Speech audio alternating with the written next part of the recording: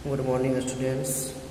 जैसा कि कल मैंने क्लास 7 का हिस्ट्री का जो फर्स्ट लेसन पढ़ाया था उसमें आप लोगों को मिडीवियल पीरियड के बारे में बताए थे। अब यहाँ पर हम नेक्स्ट पॉइंट के बारे में बात करने जा रहे हैं, वह है historians and their sources. Historian किसको कहते हैं? Historians and their sources. तो हिस्टोरियन का मतलब होता है इतिहासकार। जो लोग हिस्ट्री के बारे में खोज करते हैं, हिस्ट्री को लिखते हैं, हिस्ट्री के बारे में जानते हैं, उन्हें क्या कहा जाता है? हिस्टोरियन। अब जाहिर सी बात है, हिस्टोरियन लोग जो होते हैं वो तो ऐसा नहीं है कि जब से दुनिया बना तब से वो आदमी पैदा है, सारा चीज़ वो जानते हैं, वैसा नहीं होता है। वो लोग भी क्या करते हैं, पुराने ज़माने के बारे में, पुराने हिस्ट्री जो हमारे पास हिस्ट्री है उन सबको क्या करते हैं, एक जगह इकट्ठा करते हैं, उन सबको खोज करते हैं, है ना, और उसके बाद फिर उसको लिखते हैं।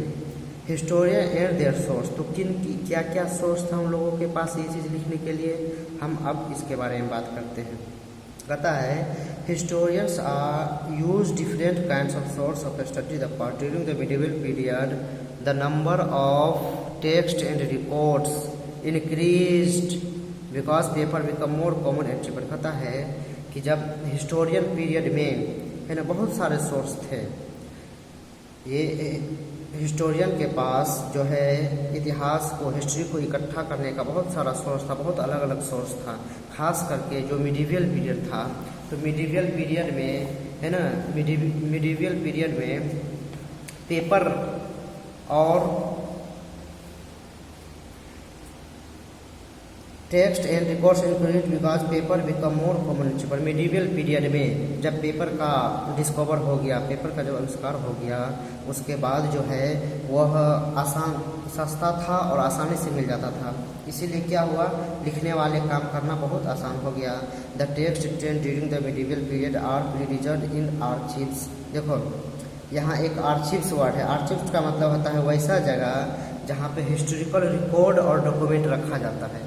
कोई भी हिस्टोरिकल रिकॉर्ड हो या कोई रिकॉर्ड हो पुराने ज़माने का, उसको रखा जाता है, वैसे जगह को हम आर्चीव्स कहते हैं, है ना। तो जो चीज़ लिखे जो होते थे, जो टेक्स्ट लिखा हुआ रहता था, वह कहाँ पे रहता था? आर्चीव्स एंड लाइब्रेरी, इन सब जगह पे वह जो है सो स्टोर करके रखते थे।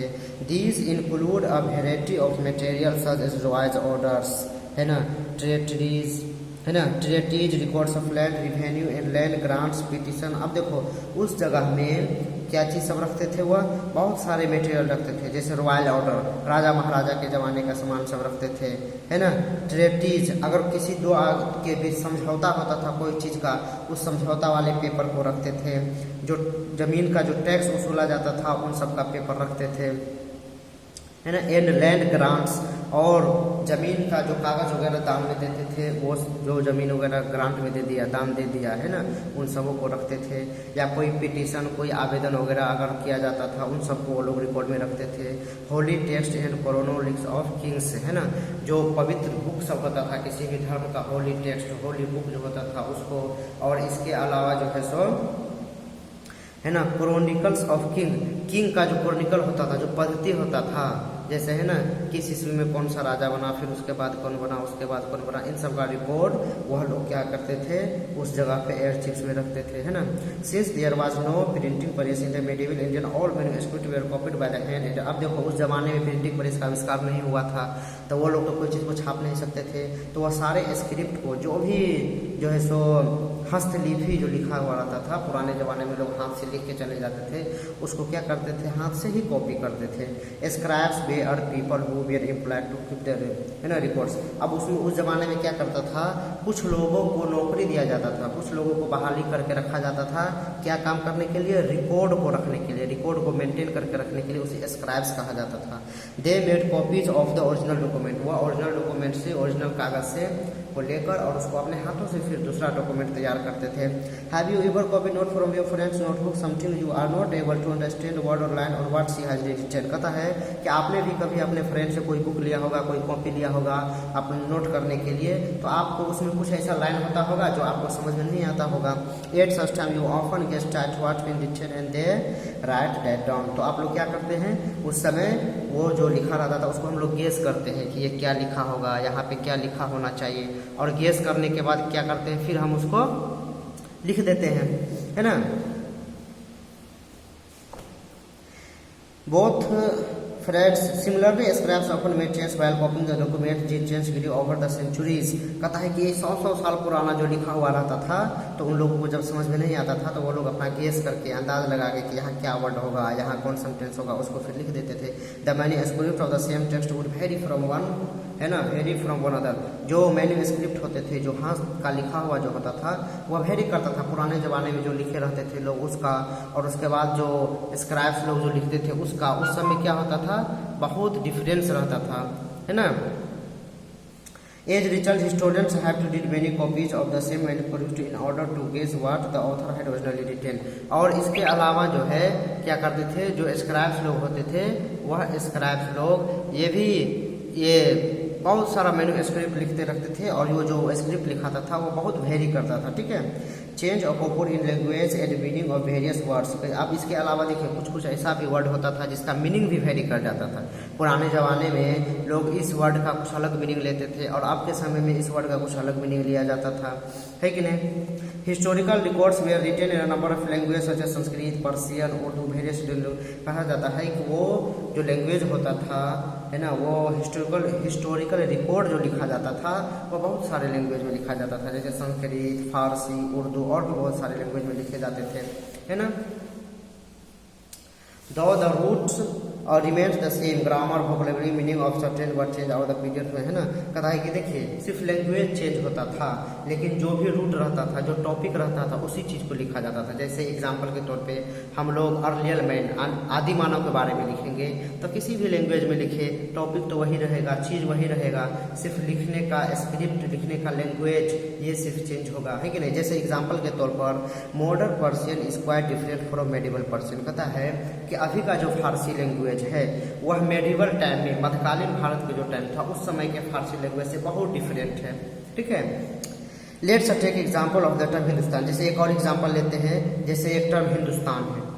Hindustan, the term signifies that it is the land of the Hindus. अच्छा, हिंदुस्तान का मतलब क्या होता है, हिंदू प्लस स्थान। मतलब ये हुआ कि हिंदू के रहने वाले जगह को हिंदुस्तान कहा जाता है। हिंदूज मीनिंग नॉट पीपल और particular community but people living in this part of south Asia. तो उस टाइम में क्या होता था, साउथ एशिया में रहने वाले लोगों को हिंदू कहा जाता था, है ना। Beyond the Hindu Kush mountain, क्योंकि वहाँ साउथ एशिया में एक माउंटेन है हिंदू कुश, है ना, उसी पर्वत के नाम से ये हिंदू वर्ड लिया गया।